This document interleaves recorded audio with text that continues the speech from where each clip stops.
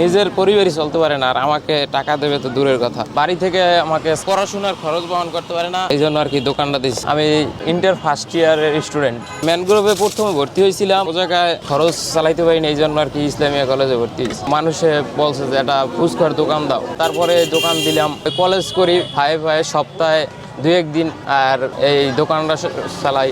সকাল 10:30টায় আসি, 2:30টার দিকে চলে যাই, তারপর খাবার খেয়ে তারপরে আবার আইসা 4:30টার থেকে দোকানটা আবার শুরু করি, তারপরে রাত 9:30টা পর্যন্ত থাকি। ফুচকার প্লেট হলো 20 টাকা আর 30 টাকা। 3 পদের টক থাকে, টক ঝাল মিষ্টি, টাটকা, কোনো বাসি মাল বিক্রি হয় না। আজকে আমি যে ভাইয়ার দোকানের সামনে দাঁড়ায় আছি এবং যার হাতের ফুচকা আমার হাতে দেখতে পাচ্ছেন, সে কিনা ইন্টার ফার্স্ট ইয়ারে পড়ে এবং পড়াশোনার পাশাপাশি সে ছোট্ট একটা ফুচকার দোকান দিয়ে নিজের খরচটা নিজে বহন করে পড়াশোনা করতেছে এবং পাশাপাশি তার ফ্যামিলিকেও সে টাকা পাঠাইতেছে।